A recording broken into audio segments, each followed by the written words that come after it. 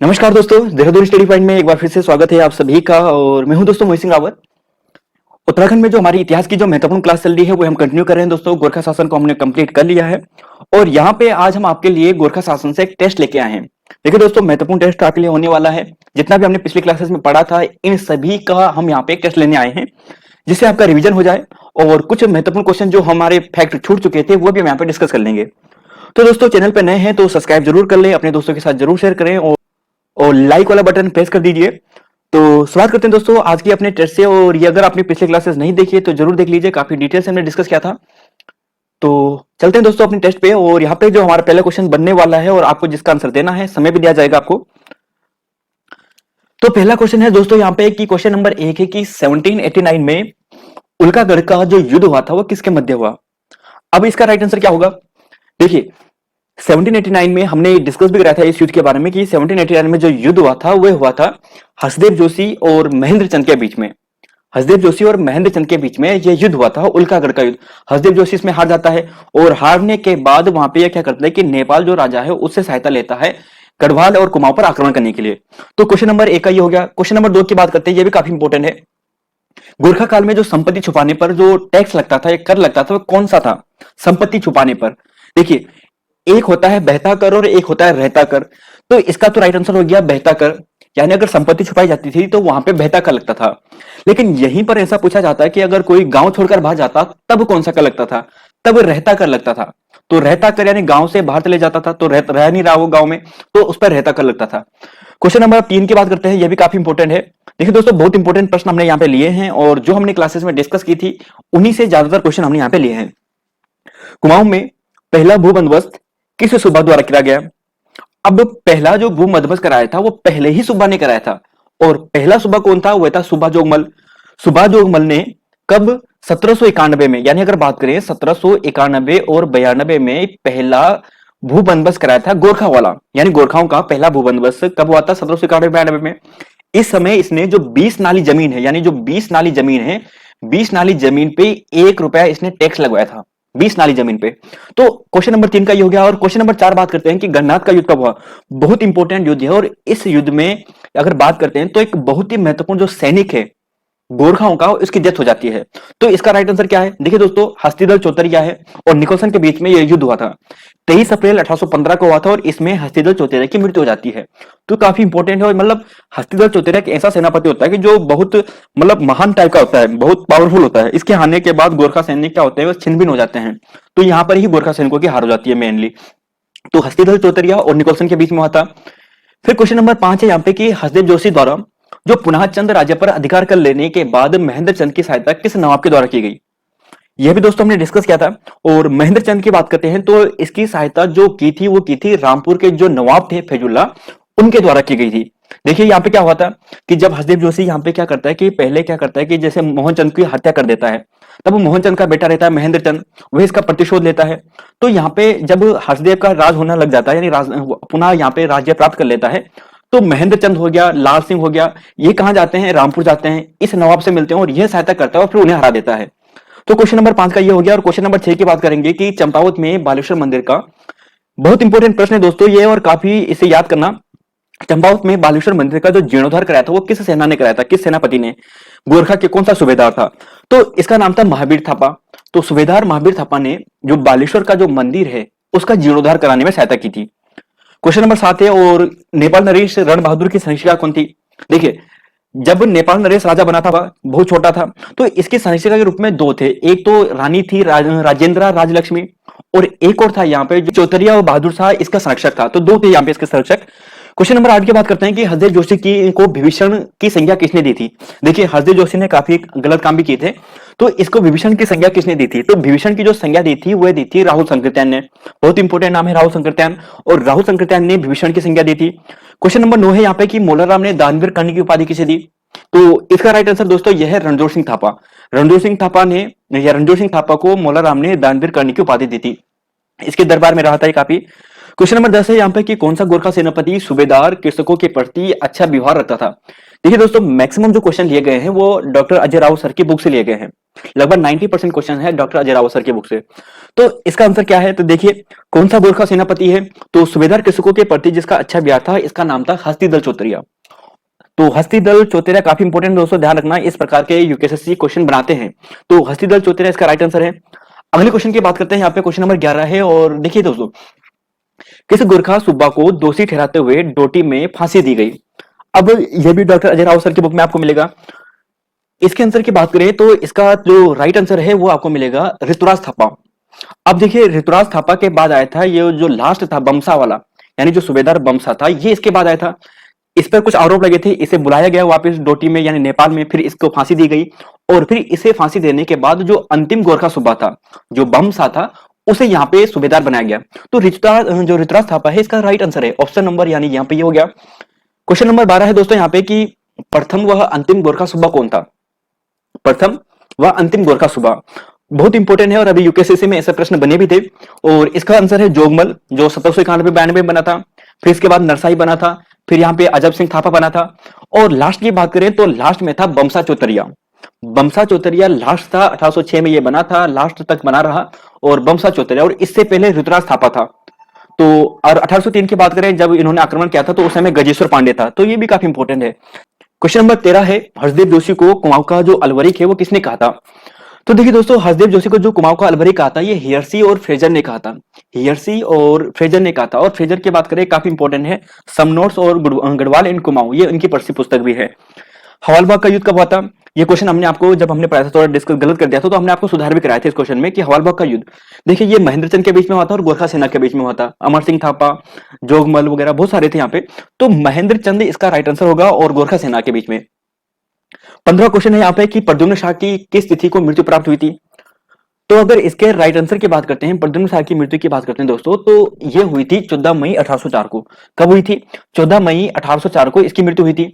फिर यहाँ पे 16 क्वेश्चन है कि नरसाई का मंगल कांड किस वर्ष गठित हुआ था। अब बहुत इंपॉर्टेंट प्रश्न है ये, बहुत इंपॉर्टेंट प्रश्न है एग्जाम की दृष्टि से, और आने वाले एग्जाम में आपको पूछा जाएगा।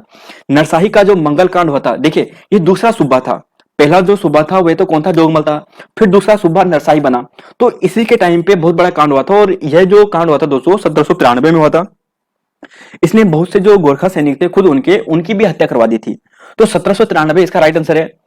क्वेश्चन नंबर 217 है यहाँ पे कि गोरखा सैनिक काल में कि किन सैनिकों ने तलवार, खुंगरी आदि से अपनी जुल्फे काट दी थी। अब आप ये प्रश्न देख रहे होंगे और हंस भी रहे होंगे कि ऐसा प्रश्न कैसा है और कहां से ऐसा प्रश्न आ गया। देखिए दोस्तों, यूपीएससी का कुछ भरोसा नहीं है, और फिर बाय द वे ये प्रश्न भी काफी इंपॉर्टेंट है।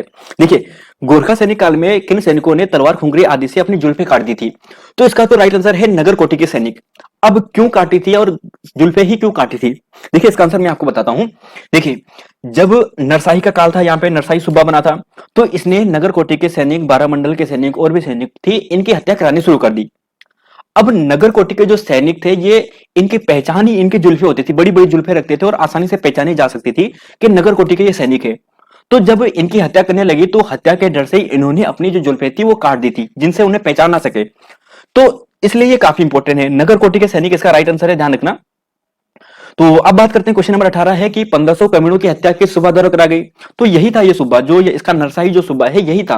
नरसाई द्वारा 1793 में इसकी हत्या करवाई गई थी लगभग 1500 कमीणों को। और जो कमीण होते हैं जो टैक्स कलेक्ट का काम करते थे, तो इन टैक्स कलेक्टरों का जो यहाँ पे कमीण थे, उनकी हत्या कर दी थी 1793 में नरसाई द्वारा। फिर जब ये बात नेपाल में पता चली, तो उन्होंने नेपाल को वापस बुलाया इस सैनिक को, यानी जो यहाँ पे नरसाई था, और फिर अजब सिंह थापा को फिर नियुक्त किया। तो तीसरा सूबा कौन था, अजब सिंह थापा था, ये भी काफी इंपॉर्टेंट है। अब बात करते हैं क्वेश्चन नंबर 19 है यहाँ पे कि प्रथम भू बंदोबस्त में 20 नाली भूमि पर कितना रुपए टैक्स लगता था। सबसे पहले हमने डिस्कस करा दिया था, और इसका आंसर क्या हो सकता है आप कमेंट बॉक्स में दे सकते हैं। तो देखिए दोस्तों, आंसर है 1 रुपया। 20 नाली भूमि पर 1 रुपया टैक्स लगाया था। कब लगाया था, 1791 में, 1791-92 में, यानी जब सूबा जोगमल यहाँ पे जो बना था, पहला सूबा बना था, उसने भू बंदोबस्त कराया था, और उसी टाइम पे ये निर्धारित किया गया था। फिर यहाँ पे है क्वेश्चन नंबर 20 है, और यह है कि गोरखा कांड में जो दोनिया है वो क्या था। दोनिया शब्द शब्दावली से भी पूछी जा सकती है। तो दोनिया तो एक प्रकार का टैक्स होता था जो पहाड़ी पशुचारकों पर लगता था, जो भावर हो गया, जो भावर या पशुचारक होते थे उन पर ये लगता था। पहाड़ी पशुचारकों पर लगने वाला एक प्रकार का ये कर था। क्वेश्चन नंबर 21 है यहाँ पे, और देखिए दोस्तों क्वेश्चन नंबर 21 देखिए यहाँ पे कि सामान्यतः कुशही जो टैक्स था वो ब्राह्मणों पे कितना रुपए लिया जाता था। सामान्यतः की बात की जाए तो देखिए ये 5 रुपए लिया जाता था। असल में जो ये कुशई टैक्स था ये कृषक जो ब्राह्मण थे उन पर लगता था। कृषक ब्राह्मण जिनके पास सबसे ज्यादा भूमि होती थी उन पर लगता था, और सभी ब्राह्मणों पर भी नहीं लगता था। यानी जो ब्राह्मण गोरखाओं की बात नहीं मानते थे, उनकी बातों को नजरअंदाज करते थे, यानी उनकी बातों को इनकार कर लेते थे, तो उन पर ये टैक्स लगता था। तो ये 5 रुपया होता था, यानी डराने के लिए होता था कि जिससे ब्राह्मण उनकी बातों के मान ले। तो अब बात करते हैं क्वेश्चन नंबर 22 की, आंग्ल नेपाल युद्ध के समय बंगाल का गवर्नर जनरल कौन था। अब बंगाल के गवर्नर जनरल की बात हुई है, काफी इंपोर्टेंट है। जब सगोली का युद्ध हुआ था तो इस समय जो गवर्नर जनरल था बंगाल का, उसका नाम था वारेन हेस्टिंग। कौन था? वारेन हेस्टिंग, जिसे क्या बोलते हैं, लॉर्ड मोयरा भी कहते हैं, लॉर्ड मोयरा। तो लाल मंडी के किले का नाम भी क्या आप सभी जानते हैं, लॉर्ड मोयरा है। तो लॉर्ड मोयरा इसी के नाम पर है, लॉर्ड हेस्टिंग के नाम पर। क्वेश्चन नंबर 23 है यहाँ पे कि 15 मई 1815 को मलावगढ़ की संधि किसके मध्य हुई थी। देखिए मलावगढ़ की संधि जो हुई थी वो 15 मई 1815 को हुई थी। पहले तो यही इंपॉर्टेंट है। और ये हुई थी ऑक्टर लोनी और अमर सिंह थापा के बीच में। अमर सिंह थापा भी काफी प्रसिद्ध था और इन दोनों के बीच में यह युद्ध हुआ था। और बाद में क्या होगी, संधि हो गई थी ऑक्टर लोनी और अमर सिंह थापा के। अमर सिंह थापा ने हार स्वीकार कर ली थी। फिर यहाँ पे क्वेश्चन नंबर 24 है और यह है कि 2 दिसंबर 1815 में जो सुगोली की संधि हुई थी इस पर हस्ताक्षर किया गया था। तो दोस्तों ये हस्ताक्षर किसने किया था यह बताना है। सारे इंपॉर्टेंट क्वेश्चन है गोरखा शासन से। तो इसका राइट आंसर है गजराज मिश्र, जो रण बहादुर थे, जो राजा थे वहां के पहले वाले। तो उनके जो गुरु थे गजराज मिश्र वो आए थे, और कर्नल बेरसा जो यहाँ पे हेस्टिंग द्वारा नियुक्त किया गया था वह थे। तो इन दोनों ने हस्ताक्षर किए थे। क्वेश्चन नंबर 25 है यहाँ पे कि सुगोली की संधि को कब स्वीकार किया गया। अब प्रश्न यही बनता है कि सुगोली की संधि कब हुई। तो इसका राइट आंसर ही 4 मार्च 1816 होगा, 2 दिसंबर 1815 को नहीं होगा।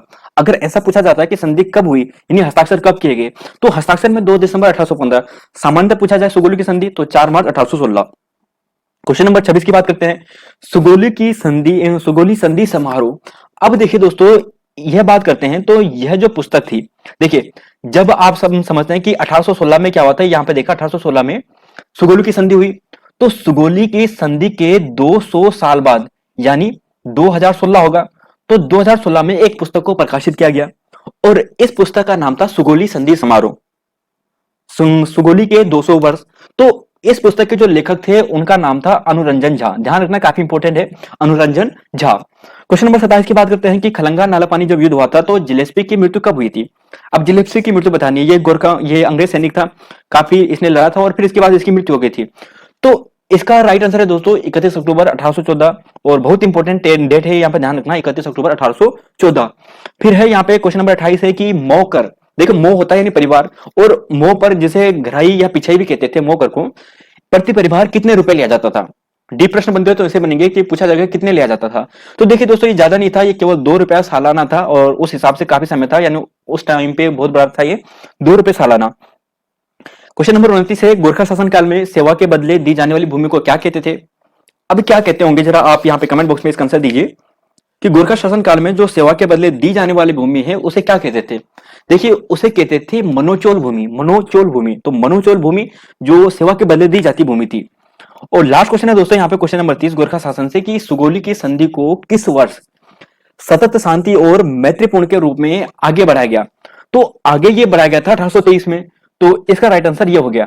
अब देखिए दोस्तों 2 क्वेश्चन आपके लिए है, इसका आंसर आप नीचे कमेंट बॉक्स में जरूर दें। और क्वेश्चन ये है कि किंगडम ऑफ नेपाल जो बुक है ये किसने लिखी है, और हो सके तो यह भी बताना है कि यह कब प्रकाशित हुई, क्योंकि अजय राव सर की बुक में आपको यह मिलेगा। तो ध्यान रखना काफी इंपॉर्टेंट है, अजय राव सर की बुक में आपको मिलेगा और आयोग आजकल यहीं से प्रश्न ज्यादा क्या करता है, पिक करता है। क्वेश्चन नंबर 2 है कि अंग्रेज नेपाल युद्ध के समय नेपाल का शासक कौन था। तो इसका भी आंसर आपको कमेंट बॉक्स में देना है, इन दोनों क्वेश्चंस का आंसर। तो यहां तक दोस्तों आज के इस लेक्चर में इतना ही था और गोरखा शासन हमारा कंप्लीट हो गया है। अब हम यहाँ पे जो ब्रिटिश शासन है वो आगे बढ़ेंगे। तो धन्यवाद दोस्तों, मिलते हैं नई वीडियो में। जय हिंद, जय उत्तराखंड, जय देवभूमि।